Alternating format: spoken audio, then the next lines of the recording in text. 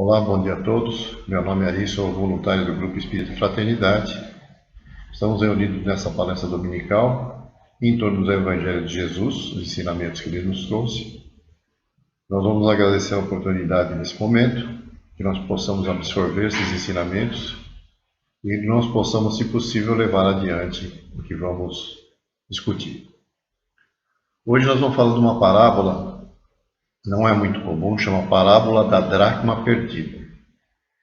É uma parábola que tem uma ligação muito forte com outras parábolas de Jesus. Por exemplo, a da ovelha perdida, que o pastor perde a ovelha, ela tem praticamente o mesmo sentido. Jesus insistia em alguns fatos cotidianos para poder que as pessoas entendessem o que ele havia trazido, né? E a parábola da dracma perdida, ela diz, está lá em Lucas, capítulo 15, versículos de 8 a 10. Qual é a mulher que, tendo 10 dracmas e perdendo uma, não acende a candeia, não varre a casa e não a procura diligentemente até achá-la?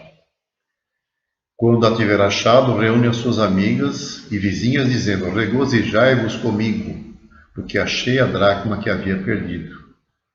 E ele fala: assim digo-vos, há júbilo na presença dos anjos de Deus por um pecador que se arrepende. Uma dracma seria um dia de salário. Então vocês imaginam você perder um dia do seu salário, né? Você trabalhou 8 horas, pegou o trem, sofreu para burro, etc. e tal, e chega em casa e perde esse dia de salário, né? Quem não vai procurar? Nessa parábola, Deus apresentado por Jesus é um Deus bondoso, justo e misericordioso, né? Para com todas as suas criaturas, ao contrário do anterior, que era mau e vingativo, e cheio de defeitos humanos. Não que ele fosse assim. As pessoas imputavam qualidades e defeitos a Deus como se fosse um ser como eles, né, os humanos. Ainda hoje as pessoas fazem isso, né, imputam a Deus defeitos, né, que os homens têm. E Jesus, para gravar nas mentes, né, das pessoas, ele ofertava essas comparações, né, com o dia a dia, né?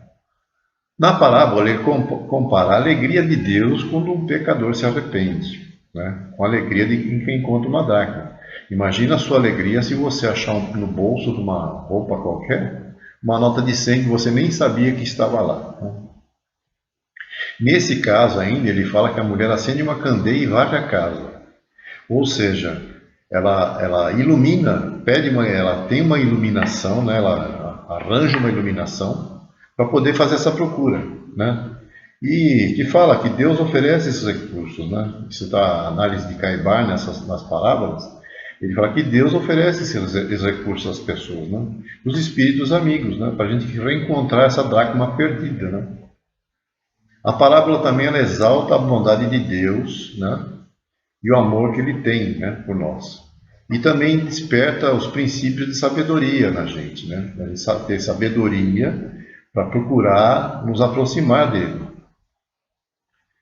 E que mesmo em caminhos menos felizes ou infelizes, a gente é filho de Deus. A gente pode contar com a sua bondade e do seu auxílio, e do auxílio dos amigos espirituais.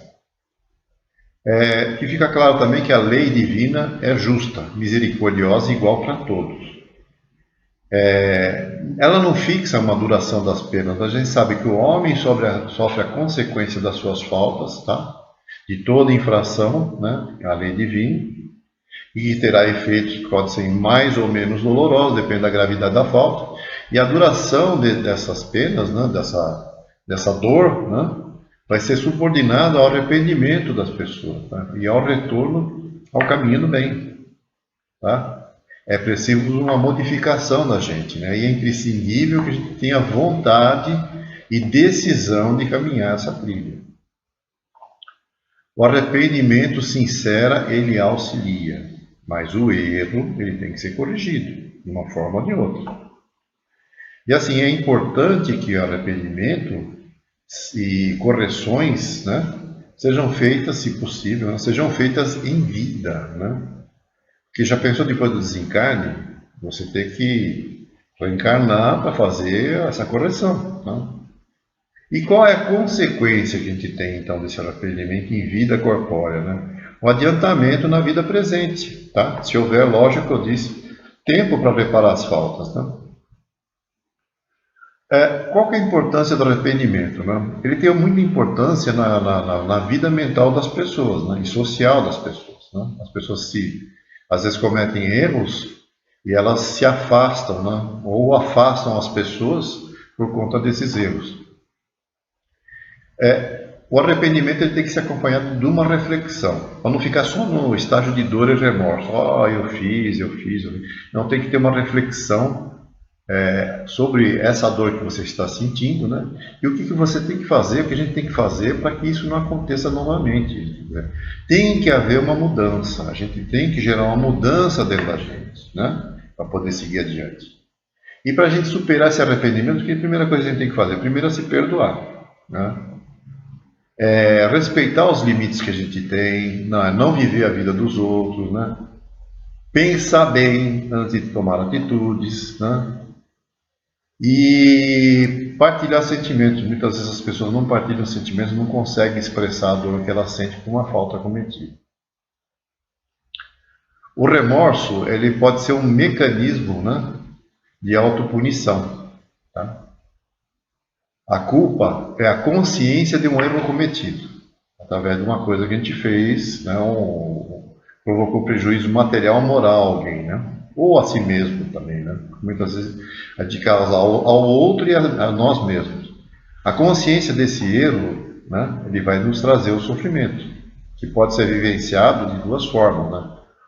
De forma saudável ou de forma patológica, né? A forma saudável é quando tem um arrependimento sincero.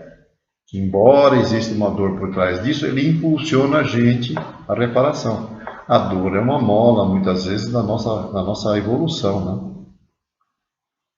Arrependimento, então, é uma mudança de mentalidade. A gente reconhece que a gente tinha uma mentalidade diferente, a gente reconhece que fez alguma coisa errada e muda essa mentalidade, tá? Kardec ele fala lá no Céu e Inferno que o arrependimento não é o primeiro passo, tá, para a regeneração. Mas ele não basta só arrependimento. É preciso expiar e reparar, tá? Então, arrependimento, expiação e reparação são condições para apagar os traços de uma falta e suas consequências, com certeza. Bom, em contrapartida, a culpa patológica, tá? Existe apenas o remorso em um circuito fechado, tá? Em que a pessoa acredita, erroneamente, é lógico, que ao sentir a dor repetida, ela está pagando pelo mal, tá? Cometido e resgatando seus débitos, né? É uma ilusão, porque a pessoa fica se autoflagelando. Ela não se liberta e nem evolui, né? Ela é um processo de congelamento evolutivo, né? É uma trava que ela tem que leva a desenvolver, inclusive, patologia de mente e corpo, né? Que são percebidas depois de um certo tempo. No remorso, a pessoa fica dentro da própria dor dela, né? Lamentando-se, acreditando que não é merecedor, que Deus está punindo e que ela merece, desiste de lutar, de se corrigir e de se libertar. É um contínuo sofrer sem sentido, né? Ela fica acomodada na queixa e na lamentação. Mais tarde, quando ela amadurecer, né, ela vai avançar pelo caminho primeiro do auto-perdão, reconhecer que ela errou e se perdoar, e depois partir para a reparação, tá? Por exemplo, a gente vê muito no tipo de traição que as pessoas fazem umas às outras, não só traição amorosa, mas traição muitas vezes de confiança, né? Ela sente remorso porque a sua consciência diz que aquela confiança foi quebrada, né? Não existe mais aquela confiança. Aquele pacto de confiança acabou, tá? E quais são as consequências do remorso? Tá? Ela é uma sensação angustiante, né? E pode ter outras sensações também. A culpa, né? A responsabilidade de ter cometido um erro faz a pessoa se sentir bastante culpada, né? E essa culpa ela é crescente à medida que a lembrança do erro reaparece. Então a pessoa faz uma coisa errada, né? Comete um erro, tá? E muitas vezes ela volta, ou tem a oportunidade de voltar àquele erro, e ela se culpa mais ainda, né? Fica uma coisa, fala assim, um círculo vicioso, né? Ela sente a culpa, ela volta naquela situação, né, de alguma forma, e ela reforça isso.